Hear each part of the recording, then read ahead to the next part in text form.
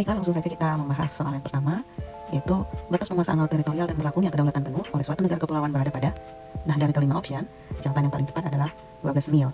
Ya, karena 3 mil itu adalah penguasaan laut teritorial pada masa Hindia Belanda. Nah, kemudian option 24 mil itu salah, 100 mil juga salah. Nah, 200 mil itu penguasaan dari zona ekonomi eksklusif. Nah, lanjut kita soal berikutnya, yaitu karena sama-sama berhak dan jaraknya yang berdekatan, negara-negara pantai harus berbagi laut yang disebut dengan delimitasi maritim. Delimitasi batas maritim dilakukan secara bilateral melalui hal berikut, kecuali. Nah, jadi option di sini ada negosiasi, mediasi, arbitrasi, pengadilan internasional, dan klaim sepihak. Dan jawaban yang tepat untuk soal nomor 2 ini adalah klaim sepihak. Nah, jadi kita harus berunding dengan negara-negara lain untuk menentukan batas laut. Selanjutnya yaitu karena posisi geografisnya yang berdekatan, tidak mungkin ada negara di dunia yang bisa mendapatkan semua zona maritim seperti yang ditentukan UNCLOS tanpa berurusan dengan negara tetangganya. Karena sama-sama berhak dan jarak yang berdekatan, negara-negara pantai harus berbagi laut. Indonesia berbagi wilayah laut dengan negara berikut ini, kecuali. Jawaban yang tepat untuk soal ini adalah negara Cina, ya, kecuali. Nah, karena Indonesia ya perbatasan dengan Malaysia, kemudian Filipina, Singapura, dan Australia, cara dekat daripada negara Cina. Checkpoint atau titik sempit yang ada di ruang laut dan menghubungkan dua area yang lebih besar sangat penting bagi perdagangan dunia. Kapal asing banyak masuk baik melalui jalur lintas damai maupun lintas transit. Checkpoint yang dikenakan pajak saat melintas dikarenakan buatan manusia, yaitu, nah di sini kelima option ya adalah checkpoint yang ada di dunia atau titik sempit yang tersibuk. Nah, namun salah satunya adalah buatan manusia ya, yang ketika kapal masuk atau lewat, nah itu harus membayar pajak. Selain itu ya karena checkpoint yang lain adalah ruang laut alami, maka tidak boleh dikenakan pajak. Nah, yang di sini jawabannya adalah terusan Suez ya, karena selat merupakan ruang laut yang terbentuk secara alami ya, tidak merupakan buatan manusia. Meningkatkan daya saing produk-produk nasional di tingkat dunia dengan pengembangan tol laut, kemudian pelabuhan dan industri perkapalan ya, termasuk dalam pilar. Kelima option ini adalah 5 pilar pembangunan poros maritim. Poin mendorong pembangunan konektivitas maritim. Soal berikutnya, pelayaran yang dilakukan kapal pesiar dari Laut Cina Selatan melewati Laut Natuna, Selat Kalimata, Laut Jawa, Selat Sunda, hingga ke Samudra Hindia merupakan jalur. Nah, di Indonesia itu ada namanya alur laut kepulauan Indonesia. Kapal-kapal itu tidak bisa dengan bebas masuk atau melewati wilayah laut Indonesia, ya, tetapi ada batasnya, ya, ada jalurnya. Nah, agar supaya pengawasan di wilayah laut lebih mudah. Nah, ALKI atau alur laut kepulauan Indonesia itu terbagi atas 3. Nah, di ALKI 3 itu terbagi lagi ya, ada A, B, C. ALKI 1 itu di Indonesia Barat, ALKI 2 di Indonesia Tengah, ALKI 3 di Indonesia Timur. Nah, yang ada di sini ya, di soal Laut Natuna, Selat Kalimata, Laut Jawa, Selat Sunda, dan Samudra Hindia itu berada di Indonesia bagian barat. Ya, maka jawabannya adalah ALKI 1. Soal berikutnya, ya berikut ini termasuk potensi ancaman yang dihadapi Indonesia sebagai poros maritim dunia, kecuali. Kecuali yang bukan ancaman adalah kegiatan ritual larung saji atau sedekah alam sebagai wujud rasa syukur pada Tuhan Yang Maha Esa. Nah, kenapa? Karena ini merupakan kearifan lokal ya, budaya masyarakat Indonesia. Sumber daya alam pertambangan terbagi atas golongan A, golongan B, dan golongan C. Klasifikasi sumber daya alam yang tidak dapat diperbarui dan termasuk bahan galian golongan A adalah, jawaban di sini yang tepat adalah gas alam, minyak bumi, batu bara, dan uranium. Potensi energi alternatif terbesar di Indonesia yang bermanfaat sebagai pembangkit tenaga listrik adalah terbesar ya. Nah, ini berkaitan dengan tentu saja laut. Kenapa? Karena wilayah negara kita itu 2/3 adalah wilayah perairan. Maka ya, energi alternatif bisa kita dapatkan ya dari gelombang dan arus laut. Lanjut soal berikutnya, berikut ini bukan termasuk dalam jenis pariwisata budaya, ialah jawaban yang tepat yaitu berenang di permukaan air laut atau snorkeling. Nah, pertunjukan wayang yang mengunjungi kampung adat, kemudian menikmati kuliner tradisional daerah, dan mengunjungi museum dan serta bangunan sejarah merupakan jenis pariwisata budaya. Jenis pariwisata terbagi atas 3 kan, ya, pariwisata alam, buatan, dan budaya. Pemanfaatan lingkungan hidup yang sesuai dengan pembangunan berkelanjutan tercermin dalam tindakan pemanfaatan lingkungan hidup yang sesuai dengan pembangunan berkelanjutan.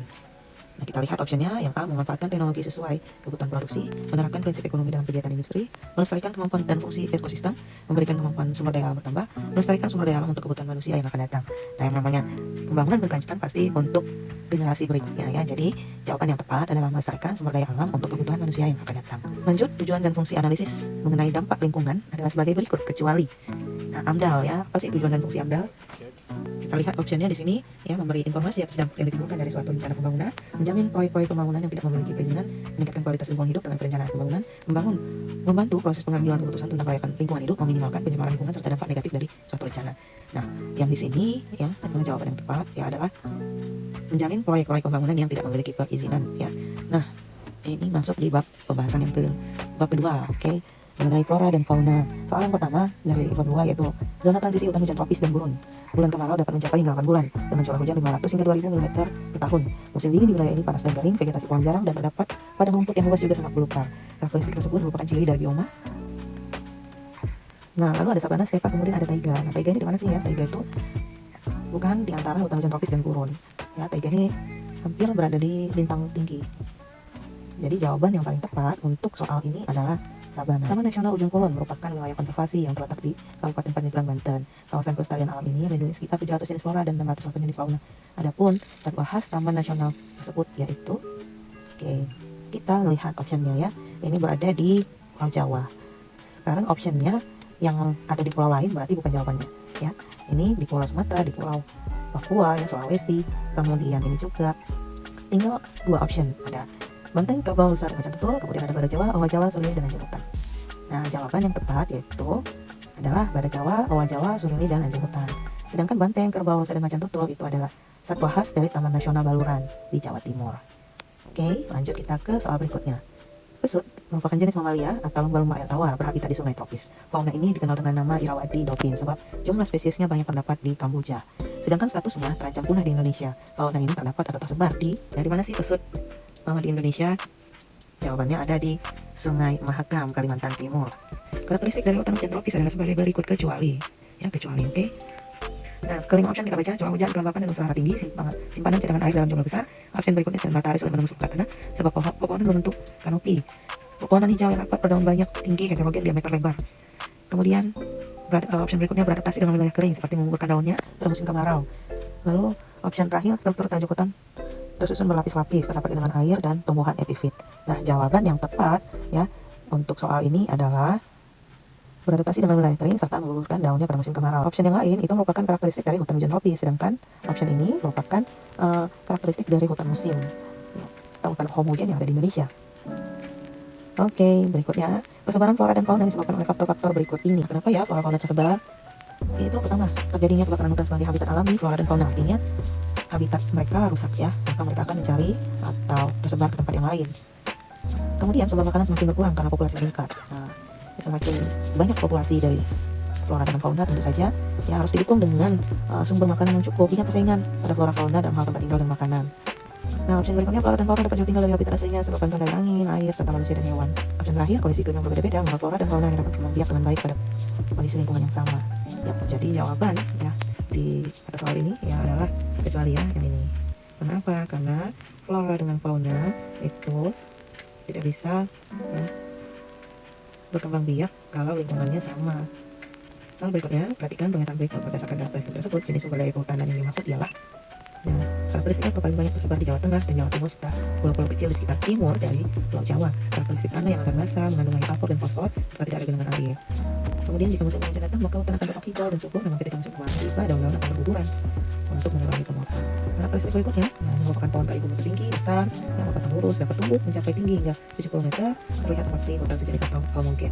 Nah, jadi jawabannya adalah ya pohon. Soal berikutnya mengenai fungsi atau manfaat hidrologis hutan, yaitu ada 5 poin di sini disebutkan ya, sebagai pengendalian curah hujan yang jatuh di permukaan tanah sehingga mencegah terjadinya erosi dan sedimentasi air permukaan, ketersediaan hasil hutan kayu dan kayu dimanfaatkan dan dikonsumsi serta sebagai sumber bahan mentah kegiatan industri, penyangga keseimbangan atau perlindungan kehidupan seperti tanah, air, udara, juga kelestarian makhluk hidup, pemrosesan air hujan dengan berbagai bahan polutan yang dikandungnya untuk kemudian dikeluarkan sebagai air baku yang layak digunakan bagi kehidupan manusia dan makhluk hidup, pengendalian banjir dan kekeringan serta mengatur sumber air untuk dapat tersedia sepanjang tahun. Nah, pertanyaan di sini yaitu tentang manfaat hidrologis hutan ya. Jadi hidrologis berkaitan dengan siklus air. Poin yang berkenaan ya atau berkaitan dengan hidrologis adalah poin pertama ya, kemudian poin yang keempat dan poin yang kelima. Sedangkan poin yang kedua dan ketiga fungsi atau manfaat hutan secara ekonomis dan yang ketiga itu secara ekologis. Nah, lanjut soal berikutnya yaitu mengenai peta persebaran dari fauna dunia. Nah, yang ditunjukkan oleh angka 1, 2, dan 4 merupakan zona. Nomor 1 ini adalah neartik, 2 ini neotropik, keempat ini adalah paleartik. Jadi jawabannya adalah neartik, neotropik, dan paleartik. Lanjut kita ke soal berikutnya. Nah, di gambar merupakan penampakan dari bioma taiga. Adapun ciri-ciri atau karakteristik bioma ini adalah sebagai berikut kecuali. Nah, berarti kita harus mengetahui ya apa karakteristik atau ciri-ciri dari bioma taiga. Nah, bioma taiga merupakan bioma darat terluas di permukaan bumi bagian utara betul. Karakteristik musim dingin yang panjang dan musim kemarau atau panas yang sangat singkat. Ini merupakan karakteristik bunga taiga. Lalu spesies tumbuhan konifer atau daunnya menyerupai jarum seperti pinus, spruce, dan cemara. Nah, kita lihat di gambar ya sesuai ya tumbuhan konifer. Lalu tumbuhan yang hidup di sini adalah semak pendek, ganggang, serta lumut-lumutan. Nah, ini tidak tepat. Fauna pada bioma ini seperti black bear, moose, elk atau rusa ya, wolf, serigala, rubah, lynx, beaver, otters, dan lain-lain. Ya. Nah, jadi jawaban ya untuk soal ini ya adalah tumbuhan yang hidup di sini hanyalah semak pendek, ganggang, serta lumut-lumutan. Yang bukan merupakan karakteristik dari bioma taiga. Nah, kembali lagi nih ya ke soal tentang bab 1 poros maritim, hak untuk mengelola dan memanfaatkan laut perairan untuk keperluan eksplorasi, eksploitasi, konservasi, dan pengelolaan sumber daya alam baik hayati dan non-hayati dari perairan di atas dasar laut dan dari dasar laut dan tanah di bawahnya, dan berkenaan dengan kegiatan lain untuk keperluan eksplorasi dan eksploitasi zona ekonomi tersebut, seperti produksi energi dari air, minyak, gas, arus, dan angin. Hal ini berlaku pada zona ya, jadi di zona ini berlaku yang namanya hak berdaulat. Jawaban yang tepat adalah zona ekonomi eksklusif. Sumber daya perikanan merupakan sumber daya yang renewable resources, yaitu sumber daya alam yang dapat diperbarui secara alami. Meskipun sumber daya alam yang dapat diperbarui, tetap saja ada koridor tertentu dalam pemanfaatannya. Yang merupakan upaya pemanfaatan sumber daya perikanan secara tepat ialah, nah, kalau kita lihat di optionnya, yang ini salah ya, kita tidak boleh menghancurkan karang, apalagi membunuh jaringan karang. Lalu melakukan overfishing, nah, itu tidak boleh. Merusak kualitas lingkungan atau habitat hidup ikan, juga tidak boleh. Menggunakan sarana atau alat tangkap yang berbahaya seperti peledak, nah, itu tidak diperbolehkan. Jadi jawabannya adalah memperhatikan kesinambungan jumlah, jenis, dan ukuran ikan yang ditangkap. Soal berikutnya yaitu di wilayah perairan laut Indonesia terdapat beberapa jenis ikan bernilai ekonomis tinggi, antara lain tuna, cakalang, udang tongkol, gili, kakap, dan lain-lain. Yang termasuk dalam kelompok ikan pelagis besar ialah, nah yang dikatakan ikan pelagis besar, jawabannya yaitu ikan tuna, cakalang, dan tenggiri. Yang ikan pelagis kecil ada ikan tembung, lana, dan ikan layang. Ya, kemudian jenis yang lain itu berbeda ya, ikan pelagis besar. Nah, lalu ikan ekor kuning, napoleon, dan karona ini adalah jenis ikan hias. Mangrove merupakan ekosistem yang terdapat di antara daratan dan lautan. Pada kondisi yang sesuai, mangrove akan membentuk hutan yang ekstensif dan produktif. Karena hidupnya di dekat pantai, mangrove sering juga dinamakan hutan pantai, hutan asam surut, hutan payau, atau hutan bakau. Berikut ini yang termasuk fungsi kawasan mangrove secara fisik, yaitu soal berikutnya yaitu mengenai ekosistem padang lamun atau sea grass bed, memiliki ciri-ciri atau karakteristik sebagai berikut. Kecuali kita lihat terdapat di perairan pantai yang landai, di dataran lumpur atau pasir, ini benar ya, karakteristiknya tidak mampu hidup atau beradaptasi di perairan dengan salinitas cukup tinggi. Nah, ini salah ya, karena padang lamun bisa ya beradaptasi di perairan dengan salinitas atau kadar garam yang tinggi. Karakteristik padang lamun berikutnya sangat tergantung pada cahaya matahari, betul, mampu hidup sampai ke dalam 30 meter, bentuknya di perairan yang tenang dan terlindungi, mampu melakukan proses metabolisme secara optimal jika keseluruhan tubuhnya terbenam air masuk daur generatif. Jadi jawabannya adalah ya, yang ini ya, tidak mampu hidup atau beradaptasi di perairan dengan salinitas cukup tinggi. Indonesia merupakan negara kepulauan dengan jumlah pulau kurang lebih 17.000. Pulau yang ada di Indonesia didominasi oleh pulau-pulau kecil. Berikut ini merupakan pulau-pulau yang terletak di sekitar Bali dan Nusa Tenggara, yaitu. Nah, kita ingat lagi ya, pembelajaran di awal kita menyanyikan nama-nama pulau di Indonesia dengan lagu. Jawaban yang tepat adalah Pulau Adengara, Solor, dan Ombeng. Indonesia merupakan negara kepulauan yang memiliki luas perairan sekitar 3.200 km persegi dan luas daratan 1.900 km persegi, di mana perairan Indonesia lebih luas 2/3 dari luas daratan. Hal tersebut merupakan salah satu faktor yang mendorong negara Indonesia berkembang untuk menjadi poros maritim dunia. Adapun faktor lainnya adalah sebagai berikut, kecuali apa saja sih faktor negara Indonesia dapat menjadi poros maritim dunia? Pertama, di option ini, letak strategis Indonesia memberikan keuntungan di berbagai bidang seperti ekonomi, pariwisata, dan lain-lain. Option kedua, letak geografis Indonesia di antara dua benua dengan dua samudra. Yang ketiga, letak geologis Indonesia di antara dua sirkum, yaitu Mediterania dan sirkum Pasifik, kemudian berada di 3 lempeng utama dunia, lempeng Australia, Eurasia, dan Pasifik. Keempat, option berikutnya, letak astronomis Indonesia berada di antara 6 derajat LU, 11 derajat RS, dan di antara 95 derajat bujur timur hingga 121 derajat bujur timur. Nah, lalu option terakhir, sejarah kerajaan Indonesia pada masa dulu yang disinggahi oleh bangsa lain untuk berdagang. Nah, meskipun ada kaitannya ya, tetapi option ini atau pernyataan yang terdapat di option ini kurang mendukung atau kurang tepat. Lalu berikutnya, pelabuhan utama melayani angkutan laut dalam negeri dan internasional, juga alih muat angkutan laut dalam negeri dan internasional dalam jumlah yang besar. Yang bukan termasuk dalam pelabuhan utama di Indonesia adalah, dan jawabannya yaitu pelabuhan Gilimanuk di Bali. Konsep pengangkutan logistik lautan yang bertujuan untuk menghubungkan pelabuhan-pelabuhan besar yang ada di Indonesia. Dengan adanya hubungan antara pelabuhan-pelabuhan laut ini, maka dapat diciptakan kelancaran distribusi barang hingga ke pelosok dan pemerataan harga logistik setiap barang di seluruh wilayah Indonesia. Perencanaan yang dimaksud ialah pembangunan tol laut. Nah, berikut ini merupakan tujuan dari pembangunan berkelanjutan. Nah, yang merupakan indikator dalam bidang menjaga kualitas lingkungan hidup ditunjukkan pada nomor dari ke-17 ini ya. Indikator dalam menjaga kualitas lingkungan hidup ada di nomor 11 hingga nomor 15. Jadi jawaban yang tepat adalah 11, 12, 13, 14, dan 15. Pada gambar berikut ini merupakan salah satu wilayah penghasil kopi di Indonesia. Wilayah yang ditunjukkan pada gambar ialah, nah jika kita lihat pada insert peta, maka di situ ditunjukkan adalah Pulau Sumatera. Nah, kita lihat optionnya, apakah Toraja ada di Sumatera? Tidak ya.